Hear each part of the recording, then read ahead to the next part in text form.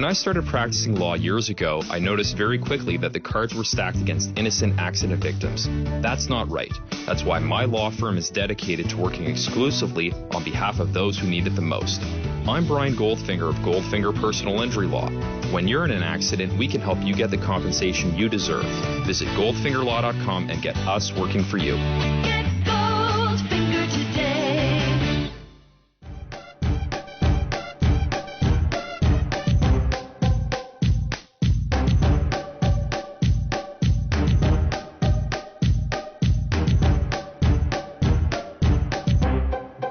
Boom! Welcome to Raptors Weekly, January 11th, second podcast of the new year, and Andrew Thompson joins the show. Hey, man. How you doing, sir? How's your new year so far? It's been well. I really like that. Like, winter threatened to happen. It's gone now. It's raining. It's wet. It's warmer. I'm happy.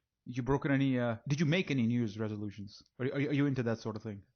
Not really into that kind of thing. No, I like to make goals regularly throughout the year that I disappoint myself in soon enough that, 6 weeks later you got to make something else to pretend to chase after. Yeah. Yourself?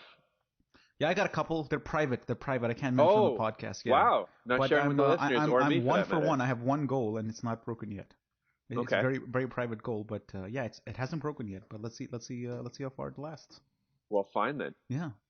Okay. Raptors, man. Raptors had before the podcast we spoke, it was a straightforward week, you described it, and I agree. 3 easy wins, 1 scheduled loss, as Blake loves to call it, against the Cavaliers. And once the Cavaliers game ended and we got blown out there, I kind of turned the TV off, and I saw the other Raptor games, but to me they didn't really mean much. It was the Cavaliers game that I had my eye on, and when we blew that one, that came on the heels of losing twice to Chicago, so were you like, would have liked to see the Raptors make a dent here against the top 2 teams, but didn't happen? Doesn't mean much, or does it mean much that we weren't able to beat Chicago twice and Cleveland that one time? Chicago, I think you can draw more conclusions from, but Cleveland, I don't think you could say we blew this. I think that Toronto did a really good job hanging around with Cleveland and playing them well for 3 quarters, and then Cleveland went into the 5th gear that they have that the other teams in the East don't, and they just blew us out of the water. I think that was more of an example of, oh crap, if Cleveland is healthy and playing well, there's no one that's going to stick with them aside from the Spurs, Warriors, and probably Thunder. There's no one in the East that can play that kind of basketball. Yeah. Where were you last year when they lost Kevin Love and Kyrie Irving in the finals? And were you of the belief that if they had those two, they'd have won the title? No, I don't. They kind of found a team identity while they were when they were forced to adapt, and I think that really impacted how they played defense. And I don't think that they were. Maybe who knows? I don't think the Warriors played particularly sensational last year either, and maybe they would have stepped their game up in the face of a stiffer competition. But I still think the Warriors were and are a better team. Yeah. Where do you sit? Yeah, I was split on this one. I thought they might have had a chance because Steph Curry, Dellavedova, had a little bit of run in that series, but I think under sustained pressure by Kyrie Irving, you could have seen a different. And that series went to 6 games. So It's not inconceivable to think that if they had Kevin Love and Kyrie Irving, that they would have won 2 more games. I don't think, because all the games were kind of close except the last couple, because whatever, the fatigue kind of caught up to the Cavs and all that. But yeah, I don't think either argument is incorrect. I think a case can be made either way. But back to this game though. Yeah. 122-100. It's only the second time I think the Raptors got blown out proper. I think Miami was the first one, and this one was the second. So Kyrie Irving came back, had 25 points, and right now there's a big all-star push going on between Kyrie Irving and Kyle Lowry. Who do you actually think is playing better basketball right now? Who do you think is a better point guard at this moment?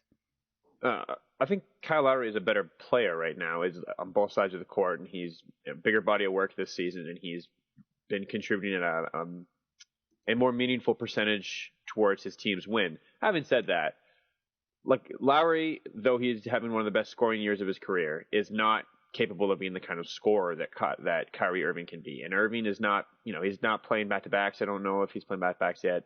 He's a little bit restricted in the minutes. They're kind of picking his spots when he's going to try to take over games or play a little bit. So it's really exciting. You see flashes of him doing things that are like he has a very unique driving style, and it's different and exciting, and it's really fun to watch, and he's a great scorer. Having said that, if you needed one player for an entire game, I would rather have Lowry because Kyrie's defense is bad. Like it's not very good. Yeah, and sometimes Cleveland's just generally taking it, in third gear in the regular season. So that already bad defense is already kind of pegged back a little. It's already tuned back a little, and then you got the injury on top of it, so he's looking especially bad on D. But I think long term, I'd obviously take Kyrie Irving. But if I had to win like one playoff game or win one playoff series, I don't know about a series, but one playoff game, if I had to pick one of the two, I'd go with Kyle Lowry. Certainly, I think Lowry is more deserving of an All-Star spot this year. I don't know what deserving even means in that context, but certainly, I think Lowry needs to be at the All-Star game as a starter. Yeah, well, here's the weird thing about the All-Star game is, depending on how you approach it, is the All-Star game a reward for who has been the best or most important players for the season, or is the All-Star game a pageant where fans get to vote for who they would most like to see and be most entertained by? Because I mean, the fans have a point that Kyrie Irving is more entertaining to watch than Kyle Lowry, but Kyle Lowry has had a much more meaningful season than Kyrie Irving. Is it like I don't buy that whole fans want to see X player in the All-Star game type deal? Like I don't think people go like, oh, wouldn't it be amazing to see Kobe Bryant just shoot the shit for 48 minutes while not playing any D in the All-Star game? I think they're almost like programmed to vote Kobe Bryant in no matter what he's doing. I don't think a fan goes through the calculated process of, oh, I want to see him play with him in the All-Star game. Wouldn't it be cool to have that guy there? I think it's just like default reaction. You vote for the guy that who's in your city, or you wait for your favorite player, and that's it. It's a 48-minute game of which like your player plays like 20 minutes. So I don't think fans vote with that in mind. I think they just habit is how they vote. And what gets lost in the shuffle is the people who actually deserve the recognition get sidelined, or they don't get voted in as starters. So that's the weird part. I think I always said that this whole thing should be done by coaches, and it should end there. And I don't think any fan would complain that they didn't get to vote somebody in. I think it would be like a huge backlash saying, "Oh, too bad NBA, like we can't vote anymore. I'm not following the league anymore." I think that's a bit much. Yeah, I mean, at least they didn't vote in. It's not like the NHL All-Star game. Like no one voted in. I'm trying to think who, like Zaza. No, Zaza's actually good. Who's like, do you know what happened with the NHL All-Star game? That I'm talking about, how they voted in like a guy that's been sent down to the minors a couple times and been placed on waivers and is like a tough guy. He's one of the captains of the team. Yeah, it's like the whole Yi Jian Lian controversy way back when the guy had like I don't know, more votes than like Kobe or something. Yeah, I don't know how that ended. Did he get in the end, or do you remember? No, I don't think Yi Jianlian ever got on an All-Star team. No, he didn't get. Yao Ming was the starter on an All-Star team for a season that he didn't play. Yeah. Like that last year where they kept him on the books for cap space purposes, but his foot injury was done. He wasn't going to come back. Yeah.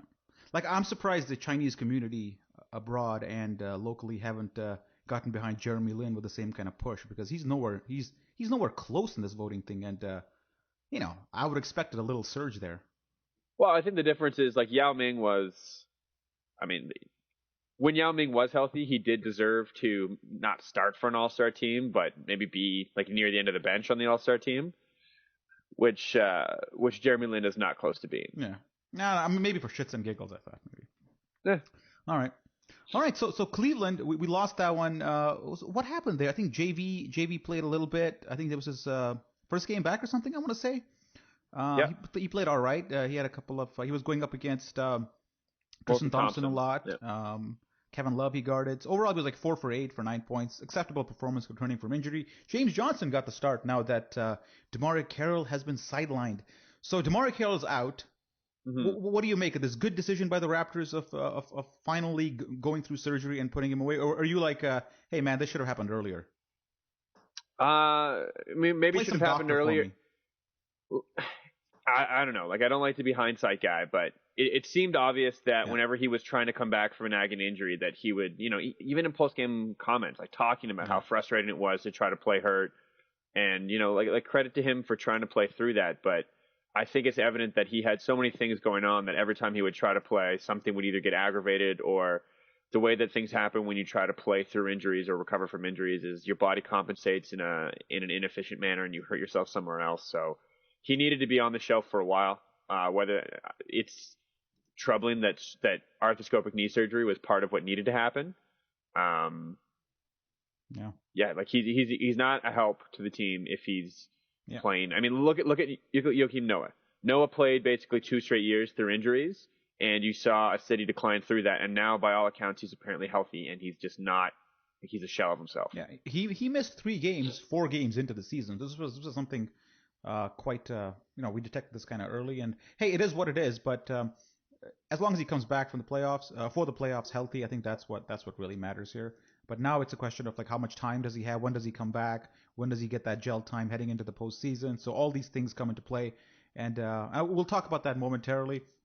But just quickly running up with the other games, Brooklyn, Washington, and Philly. I think the only ones kind of worth talking about here is the Washington game because they had some players back, and Nene had returned, and the Raptors once again in Washington beat them fairly easily, 97-88. Did you happen to check out this one? Yeah. So the interesting thing about this game is that it's surprising to think when the season started that we would describe a week like this where we play Washington and we assume that it's a win and probably not all that difficult, and that's how it goes, and we just kind of accept that. Like Washington started the season off poorly, and I think we all expected them to bounce back, and we're getting to a point now where, like, are you expecting Washington to turn this around, or do you just sort of think they're mediocre? What do you mean turn around? Do I expect them to make the playoffs? I think No, do you expect them to be like they were arguably until Wall got hurt last year, they looked like the second best team in the Eastern Conference through the playoffs. Right. Like they notably looked better than Atlanta until John Wall broke his hand. Do you think that they have any chance of getting back to that this year, or do you think that they are what we see now? I think they have a chance to make the playoffs. I don't think anybody's going to pick them to win series anymore. I think after last year's playoffs, you gave them a chance as being one of the up and coming teams in the East. But apparently, we all underestimated the value of Paul Pierce to the Wizards because they tried to fill that with Jared Dudley, who's having a pretty good season shooting wise. He's like one of the best in the league in 3-point percentage. However, that hasn't translated into the whole, and you see them outside the playoff picture. But once Beal is fully healthy and returns, I would not be surprised if they went on a winning 8 out of 10 games run and saw themselves in the 6th or 7th position in the conference and make the playoffs and come up with a matchup against the Raptors, maybe even or the Hawks. And once you get into that position, playoffs are a whole different matter. So I expect them to make the playoffs. I don't expect them to become a threat in the playoffs. Like I don't think they're gonna make the Eastern Conference Finals or do anything like that. But I think they can win a round just like the Raptors can. Yeah, I mean they're struggling in so many different areas though. Like they're below average defensively. They're right around to below average in rebounding. I mean, like Wall is playing fine, and like you said, Jared Dudley, like the piece that came in for Pierce, is playing all right. But like their big men are really struggling. They're not getting the same kind of effectiveness on the pick and roll offensively, and defensively they just look. Bleh. Yeah, but isn't this exactly the season they had last year too? Like they struggled for one half and played really well in one half, and look what happened. Yeah, maybe. Maybe. I mean, we'll see if Otto Porter can become a really good player again come playoffs, and if they're going to put Jared Dudley at the 4 for large minutes. But I'm just not sure. He looked like Scottie Pippen against us, that's for sure. And that just briefly talk about Brooklyn. DeMar had a decent game here. Valanciunas had a pretty good game here against Brook Lopez, who he schooled as well. The only center who was actually slower than Valanciunas, he was able to really take it to him. JV had like 22 points in this one, 11 rebounds. His first strong game coming back from injury. How do you see JV fitting in so far since his return? Is he? It's so evident to see the different styles of basketball we have in play once you have Bismack versus once you have JV. Before the injury, it was kind of like, they're more the same, and one's more athletic, one's more small ballish. But now that difference the difference of play between the two is so pronounced in terms of like which unit you throw out there and what kind of basketball you expect to see. Yeah. So like JV is a very different piece, like you're talking about, in that like you're going to slow it down, and he's a really effective scorer in the post. He has a nice touch, and to his credit, Lowry is a little bit better at using him in the pick and roll this year, which is great. When you can use him in the pick and roll some, and when he can't, like when he's facing someone that he can score against, I think that's an effective tool, especially since I mean, there's not really a lot of traditional centers left around. So if you can get buckets that way, that can be a tool. Like it feels like he's not great defensively, but like the on-off numbers are suggesting that at least when he plays with the starters, he's not hurting them defensively. If anything, he could be a positive. So like I'm not worried about Valanciunas. There's a lot of people who seem to be concerned about, like this is a real linchpin point for them as far as whether or not he's worth having. But like, where do you sit on this? Are you calm? Are you drawing massive conclusions? It's not even a debate for me. I was just pointing out the fact that we play two different types of basketball when the two are around. 10 out of 10 times I take Valanciunas over Biyombo any day. I would prefer JV as a starting center any given day, because when you think of the postseason, depending on the matchup you encounter, you're gonna need a guy like JV to bruise and to take up space and to score on you, because DeMar and Kyle will face a lot of pressure in the postseason, and Bismack Biyombo in those situations is not gonna help them. They're gonna need a third scorer on the team, and Patrick Patterson and Ross have been better of late, but once you look at who that third scorer is going to be, it's going to be JV. Ultimately, it's JV's performance that determines, not entirely, but he goes a lot way determining how far we go into the playoffs, because he is that third scoring option we need. Yeah, and he can offer you something that makes teams have to adjust, which is very helpful. Yeah, and so one guy we got to talk about who's having a bit of a resurgence after being pretty much down in the dumps and written off and being part of ESPN Trade Machine trades like every couple of minutes is Patrick Patterson. Andrew, he's shooting 54% from three in the new year. He had one resolution and he's keeping it. Yeah, yeah, 54% is pretty good. I think we can say that he's shooting more in rhythm. Like that's, I think. Look, Patrick Patterson was aware of all of the criticisms, and I'm sure he was thinking the same thing. And sometimes it's just really hard, especially when you're not hitting your shot, to have confidence in it and to attack. But he seems to have really made an effort to change his approach and take the shot when it's there and take it without thinking too much about it. And it turns out he still is a good shooter. And I mean, once that starts turning around, it can really build. So, yeah, look. He's not going to shoot 54% for the rest of the season, but he's going to be somewhere much closer to the middle of where he is now and where he was before. Like he is a good shooter. I think it was always reasonable to expect him to get back there. Andrea Bargnani in this game, 6 minutes, Andrew. I want to say how the mighty have fallen, but I want to say how the fallen have fallen. Yeah. Andrea Bargnani, man, like that. Is this his last year in the NBA? Yes. I think so. His contract's over. I don't see anybody team option next year. Or team? Well, obviously no. I don't think they keep him, because what does he bring? He actually brings nothing at this one. Before it used to be like he brings semi kind of efficient scoring, but that's gone out the window. Everybody knows how to guard him now. He'll have the traditional one mediocre game every 8 games, but that's not enough to keep. And also his skill set isn't as valued anymore. I think people subscribe to the playmaking 4 thing now, and he's not a playmaking 4. He's basically a stiffer and worse Jason Capono. Yeah, I mean he cannot guard power forwards. Like there's just if you're playing, especially now with the much more athletically dynamic power forwards that are out there, like you cannot have him guard those guys. And I guess he might have a little bit even easier time guarding centers who aren't like big power brutes now, but like there's no one he can guard. Like the fact that he's tall is neat, but he can't stick with anyone who's quick. He can't guard anyone that's strong. He has never boxed out for a rebound in his entire life. There's unless you're just trying to be as bad as possible, which the Nets are accidentally doing, and he still can't get more than like 8 minutes a game on them. I don't see how he could possibly play for you. The thing is that height isn't what it used to be now. Now you have metrics like standing reach and those kind of things that have trumped height. So before it used to be a 7-footer who can shoot. Now it doesn't really matter if you're a 7-footer who can shoot. It's a question of, can you adequately defend the 4 and shoot? That should be good enough for you to get some run there. But what I was thinking when you were talking was like, do you remember like when he was with the Raptors and people used to try to defend his defense? The only thing they could point to was like how he can like defend large big men by like standing upright, and how great he was at standing just upright and stiff. Yeah, which that's the way of saying like he's great at defending really immobile large men. Like the people that you're saying he can defend are guys who can't move around you anyways. It's like just stay in front of them and make a difficult shot for them, and they'll hit it a bad percentage of the time because that's just how things work out on their own. If you have shackles on your feet, you cannot. I remember that. Andrea Bargnani is great at standing straight with his arms raised.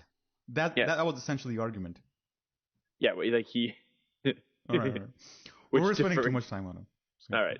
Okay. Let's move on. I hear some old Bargnani loyalists getting angry through the microphone here as we talk. Let's at least acknowledge that we've gotten to a place where it's actually fun to talk about Andrea Bargnani, and whoever thought that would happen. Mm-hmm. Actually, the first ever podcast we did for Raptors Republic was me alone, talking and actually defending Andrea Bargnani's performance in New York. Oh, you were one of those. I think it was a rookie that year, so I was like, all right. I think we've talked enough about the Nets. Nothing much happened here, and then even less happened a night after in Philadelphia, 108-95. DeMar DeRozan threw a pretty crazy dunk down, man. Yeah, that was a great dunk. And by the way, perfectly executed by Jahlil Okafor how to be on a poster. Like, I know he's not great defensively, but he's got to learn, like, he's got to talk to Kevin Love about how to, like, look like you're jumping at it, but kind of get out of the way enough to make it look like it's not clearly your fault. And he's, like, he jumped up. Yeah. So he kind of got in the way, and he put his arms out there as if he was, like, pretending to play defense as much as you could pretend to play defense. But you're not actually challenging the ball, and you're putting yourself in the perfect position to look like you just got annihilated on the poster, which he did. Do you think it was more like he's trying to pretend to play defense, or it's one of those that he underestimated the severity of DeRozan's elevation when he tried to defend it? There's the thing, like, he's been playing high-level basketball for a long time now, and he's a really intelligent offensive player. I don't think Jahlil Okafor is not smart enough to know how to play defense. I think it's a combination of a lack of assertiveness and a lack of interest. And I think that was him thinking, yeah, this is me trying. This is how it looks like I'm giving an effort out there, and just not willing to commit. Yeah. Like, he should have fouled, or, like, if you want to jump out, like, he was in position to get at least a foul that would stop that block. Like, if that play happens in 1995, there is absolutely no way DeMar gets that dunk because Jahlil Okafor is fouling him hard enough to make sure, like, that you just don't dunk on someone like that. You didn't used to be able to dunk on a big man if he really didn't want you to, and he was in position. And he just let that happen. That's a good point you raise, man, because I think that's one of the reasons we're seeing so many great dunks in the NBA over the last few years, is that before, the opportunity to dunk was there, except that people either dared not to even do it because of the physical punishment they would suffer, or defenders would just be like, yeah, there's no way this is happening. I'm just putting him to the ground. And back then, the flagrant 1 or 2 rules were very well, there were no rules, and you didn't see as many great dunks. So when Jordan threw one down, or when Clyde threw one down, it was an event because it was kind of rare. Now it's like much more frequent. So as you said, the dunk that DeRozan threw on Okafor, that probably doesn't even happen in 15 years ago.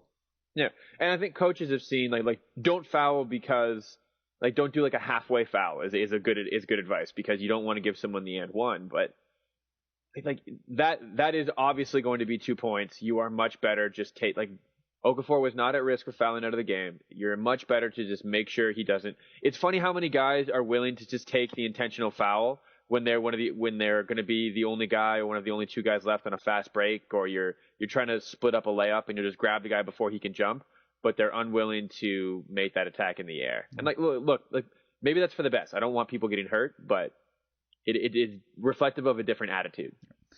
So here's also a change in attitude, and we'll get to the Raptors talk momentarily. What do you think of that whole thing going on in the NBA right now, where a perimeter player fakes somebody and totally leans in to draw contact, not even trying to make the shot, but 100% trying to draw the foul, and his body actually twists into the defender, and the official calls a foul, and that seems to be the norm. Lowry does it, DeRozan does it, Klay Thompson, everybody does it. It's just one of those things that I at least find cheapens the game. I think if you pump fake and you get a guy to completely leave his feet and just leap at you, and then you jump straight up into him, yeah, I'm fine with that. That's a really clever use of the rules. It's the leaning, eh? Yeah, that I'm fine. It's when like a guy is kind of making an effort not to hit you, and you just jump in a way, like a very unnatural way into him that makes it so you would clearly not have a chance at hitting the shot if not for that. I would like to see that not called. Like if you tried that on a playground, you'd be called a punk ass bitch. Yeah, exactly. Especially since you're not going to shoot free throws. Like, what the hell are you doing, man? Like, are you just? But there are guys who play like that in pickup. Like that's how fights almost happen in pickup. When someone does something because they watch the NBA and they're trying to be Harden or someone like that.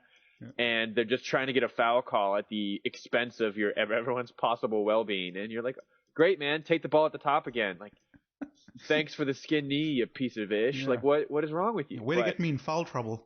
Yeah, exactly. Yeah. I will show you an elbow now. But no, I do think it cheapens the game a bit. I think, like I said, I think there's something to it if you can be clever about it and if it looks more natural. Like if you get a guy to just leap up at you. Like Lowry has done that a few times. But if you have to contort your body to kind of bend into the guy, or he's obviously like he's got the hands up and he's leaning back after having jumped and then you jump into him, I would really like to see that slide. Yeah. So let's talk about this, man. This is what happened last week. Tim and Sid. Do you watch these guys? Do you know who they are? Tim and Sid? I work at a bar, so whenever I'm working during the day, they're on television, but there's never any volume on. So I have this weird relationship with Tim and Sid where I see them all the time and I have no idea what the hell they say. Oh. So here's what they said about DeMar DeRozan, and let me play the clip. Masai had two miracles in his life. Yeah, Bargnani and Rudy Gay. I'll tell you something. I don't know if he has a third. I really don't know if he has a third. DeMar is quickly morphing into the modern day Rudy Gay, and he better be careful. Yeah, you're not saying he's there, just so we're clear, Twitter. No. He's not saying he's there. Better be careful. And same thing with Kyle. Like, they're both all-star caliber players who need to figure it out if they want to be winners, as opposed to all-star caliber players. All right, so if your brain hurt while you were listening to that, I can't blame you. So, okay, I don't even know where to start with this, but let's start here. What does it mean that do you want to win? I mean, Kyle Lowry is a dude who went into the summer and ran into the Arizona desert without a shirt for like 8 hours a day and lost like 25 pounds and came back fully cut and ready to play.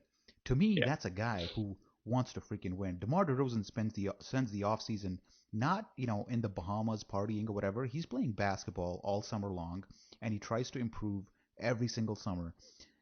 And nobody in the NBA, no matter who you are, can question the work ethic of DeMar DeRozan. You may fault him as a player because he may not have certain skills you would like to see him have.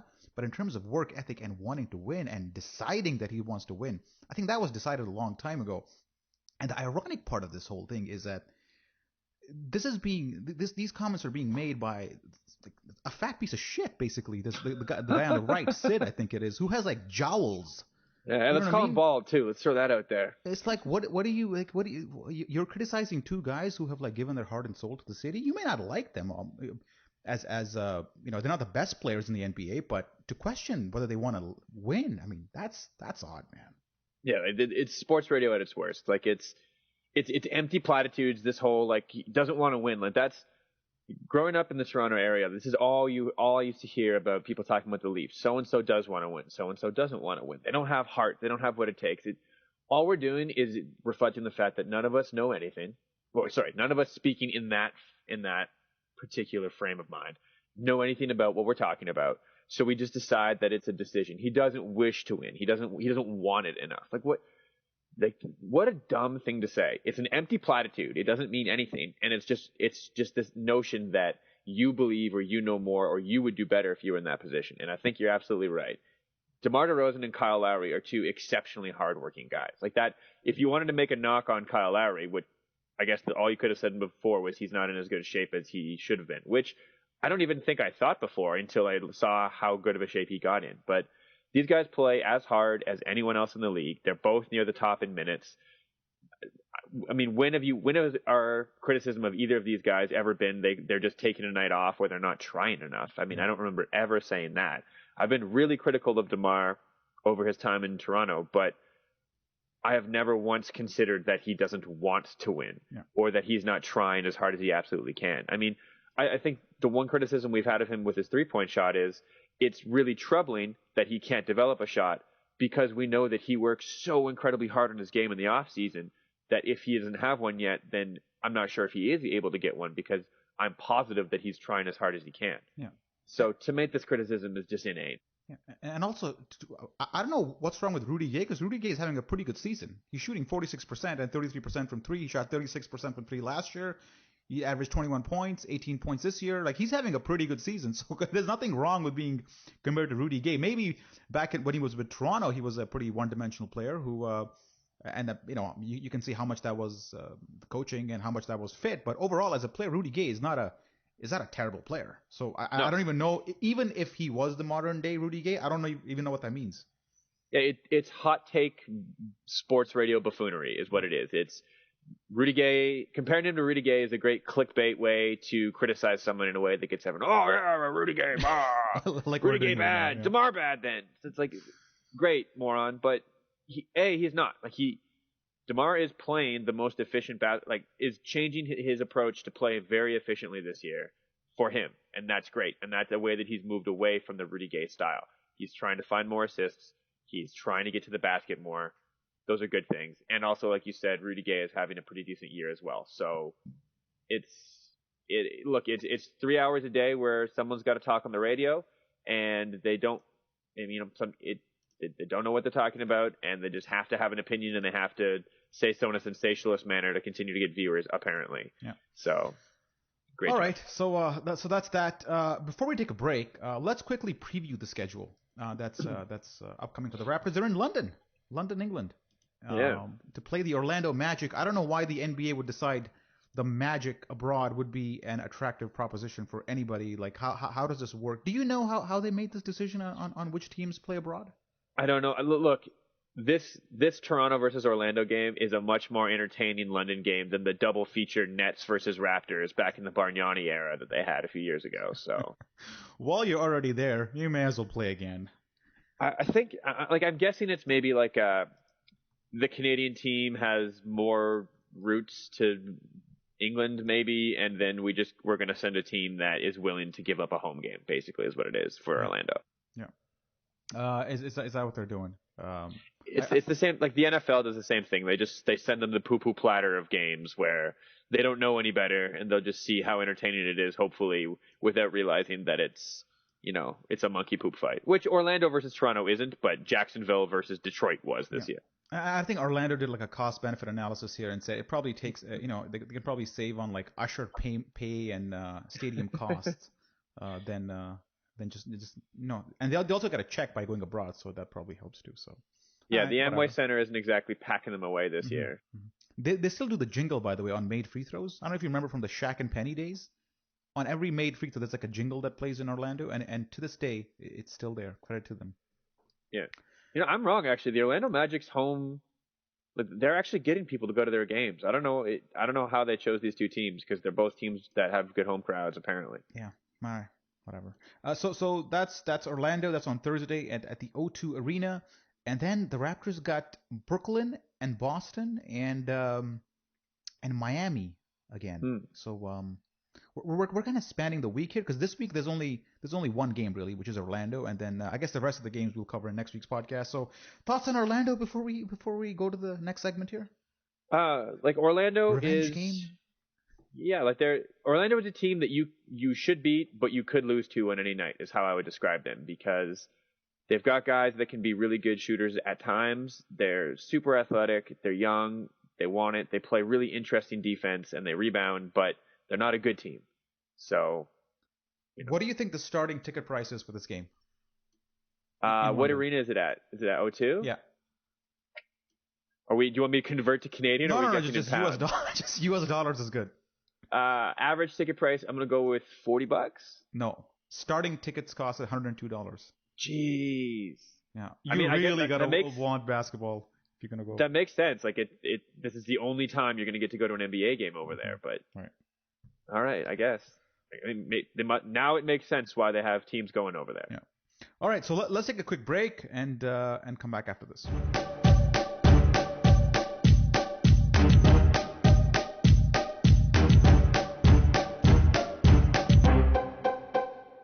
Well, welcome back to Raptors Weekly, part 2 of the podcast. So on Monday, we're going to publish an article called a mid-season review, where some RR writers will give their take on how the season's been going on so far. And I got the questions, the key questions that Blake sent out to everybody in front of me. So I thought we'd tackle them, in the podcast, in addition to what's going to be printed on Monday. So a couple of good points here. So the Raptors got some pretty major injuries. They had a heavy schedule up front. I mean, tough schedule up front. A lot of road trips, a lot of games. I think they played like the most games of any NBA team for the first, I think, 30 games or so. So far, Andrew, a ton of games over 500. You happy with the team's performance? Yeah, I mean, I'm fine with it. I think the schedule, we're not as far ahead as we were at this point in the year in the schedule, but if you look at where we are, like I feel more confident in the direction that we're heading on the floor on both sides, to be honest with you. Like, I know we're not as high in the league rankings in offensive efficiency this year, but I have more confidence in where I think the offense and especially defense will be by the time playoffs start than I did last year. And that's the definition of improvement. So yeah, for me, man, we're 9 games over 500. Yeah, and we've been a crap franchise since our inception. So we have a lot of home team games. You can come up to a situation where you're 9 games over 500, third in the conference. You got to be happy. I don't know what this means for the playoffs, whether we're going to win a series or not. But so far, all you can do is play the regular season games assigned to you, and so far it's been quite good despite injury. DeMarre Carroll's essentially been not a non-factor, but a 3 out of 10 so far, and he's been our major offseason acquisition. So despite all that, we're 9 games over 500. 2 of our key bench guys have had torrid seasons, Patterson and Ross, yet we're 9 games over 500. So if you just do some simple math on where we are versus where we could be, I think the outlook is definitely positive. Yeah, I agree. I think, you feel much better about the backup center position than I think you thought you would feel.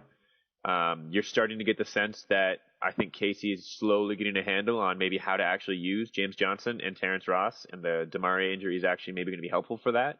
So they're just so much better defensively too. Yeah. So much better. Yeah, and that was the next point. Like they're 9th in defensive efficiency this year compared to 23rd last year. And again, this is despite injuries. Anything particular that that's caught your eye in what they're doing differently, other than that they got more Bismack in there? Yeah, I mean, we've talked about it a bunch of times about how they've changed the way that they guard pick and rolls, which with icing or bluing, and how they push it to the sides, and they have their centers, instead of hedging or running out, they're playing more conservative, laying back and being in a better position to challenge a shot at the rim and be closer to the rim for a defensive rebound. And that has greatly improved their ability to challenge shots both in the pick and roll and also to not get lost with doing this instead of trapping and instead of trying to overplay for turnovers. They have done a much better job of being able to follow the ball around when it moves to challenge just long distance shots. And they've up from near the bottom of the league last year in defensive rebounding to 5th in the league in defensive rebounding percentage this year, which that alone can help you move up a lot. So they're very much improved defensively. Yeah, and I'll say that their 2 best players are better defensively. I think Kyle Lowry, if you look at his gambling, it's down to almost 0. Like, you don't see him just wandering away from his man, hoping to get a steal on a big down low. He's sticking to his assignment, and he's actually getting more steals because he's reading the lanes better. And it's almost been like he's less aggressive in helping, yet he's getting more steals because he's in intelligent positions. Yep. And along with that, DeMar DeRozan, I think his defense has been quite good this year. He's not. I think for him, it's as simple as he's not getting blown by as much. And when he does funnel a particular guy, he's funneling into Biyombo or JV who are better. Yeah, DeRozan, I think, has a very good handle on how the team is playing defense right now, and he's doing very well in the system. Yeah. On the flip side, the offense has gone the other way. They've gone from 3rd to 7th, but dude, I mean, last year's offense was 3rd, and what did that get us in the playoffs? Yeah, like that offense was kind of a mirage. Like, it was based on Lou Williams doing a lot of very silly things, much, much better than you think that he would do. It was based on an incredible amount of isolation. It was based on getting free throws. So here's an example of why it would feel better this year, is that the kind of shots DeMar was getting his free throw attempts on last year, like the Raptors were far and away led the league in free throw attempts on like mid-range shots. Like they got free throws off of jump shots at a ridiculous rate between Lowry and Lou and DeMar. And those just didn't happen in the playoffs. And DeMar is getting so much more of his free throw attempts on drives to the rim this year, which is a much more reliable stat as far as carrying over against more locked in defenses, against better scouting reports, and against a tighter or a looser whistle, I guess would be what it would be. So, like, I think you can rely more on those free throws transferring to the playoffs. And by the way, like, they're still a top 10 offense. Yeah. Hey, do you know Lou Williams almost killed me a couple days ago? Like with a car, with a weapon? What did he do? I'll explain. It was I think it was LA at Sacramento, and the Kings were like up like 12 in the fourth quarter, 15 up in the fourth quarter, and they were paying like 4% back, so $100 gives you like 104 back. So I was like, this is easy money. So I put a bunch of cash on the Kings, and I just went away for like 20 minutes, did something else, and I came back, and the game's freaking tied. Oh, that Lou Will. You know, and then a couple of possessions, Rudy Gay, the modern day Rudy Gay, scored, and this, essentially at the end of the day, it was like the Kings were up 3, and the Lakers had the ball, and guess what they did? Lou Williams 3? Yeah, but he missed. So nice. I was like, yes, good. That was a risky decision, but whatever, it worked out. So yeah, Lou Williams. The other thing was that we're going to talk about on Monday in the post is do we need to make a trade at this point? Do the Raptors need to shore up something in their roster so that they have a better chance of playoff success? To me, this question is kind of muddied now because Terrence Ross and Patrick Patterson are playing much better of late. If you had asked this question like a month ago, the answer maybe would be a lot different than if you asked it today.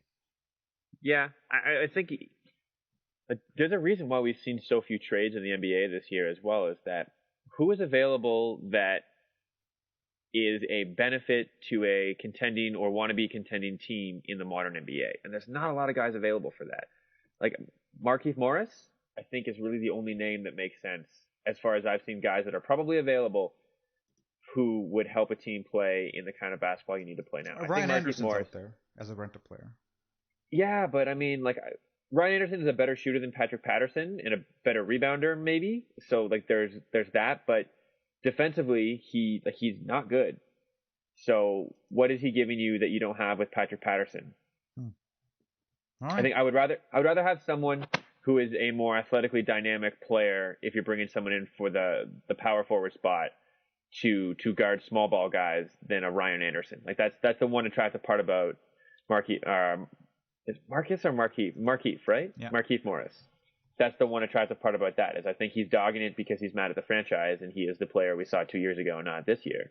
But like, who are we going to bring in? Like, I think bringing in a really dynamic small ball style 4, either to start or come off the bench, is the one position I could see being in need. But I don't know who would you target, or what do you think? No, I've been monitoring the Ryan Anderson thing, and the question was raised that would you trade Patrick Patterson for Ryan Anderson? And the response was that we got on Twitter was like, well, I don't think the Pelicans would make that move. That's something that they wouldn't even consider. And I kind of agree. I think if you take Anderson for Patterson, you're upgrading your shooting, and I think you're getting more consistency. With Patrick Patterson, as good as he's been inconsistent, and he's had spotty patches in his career. Whereas at least with Ryan Anderson, you get a measure of consistency, so that you kind of expect what you get into the play as you go into the playoffs. With Patterson, it's always going to be a question of, is he going through his low confidence streak, or is he playing well? It's always going to be that flux. So if you have the opportunity and the cost isn't too high, I wouldn't actually mind seeing that trade. Yeah. I mean, it doesn't seem like a big step forward to me, though, is what I'm saying. Like, it's kind of like trying to take sideways and maybe forward.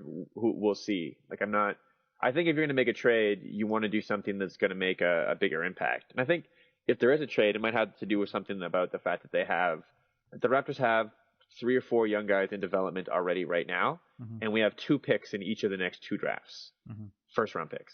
Okay. So I think that's where, if you're going to kind of leverage something, you might be using that, or you might just be planning on using those. You got any interest in Lance Stevenson, Andrew? Not so much. Brandon Jennings? Not so much. No, I don't think Brandon Jennings, like, You don't need a ball dominant guy. Terrence Jones is perhaps out there.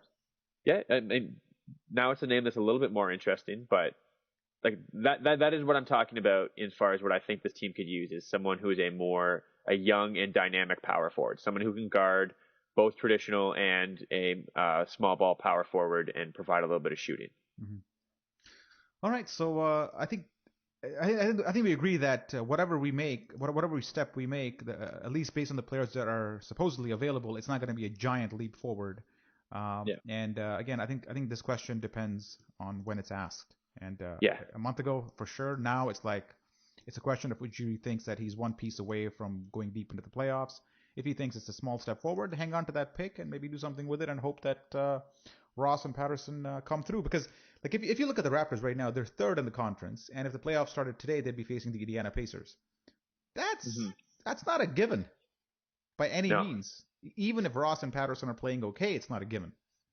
So I don't know. That's why you're the GM. That's why you got to make a decision. I'd say shore up if you can.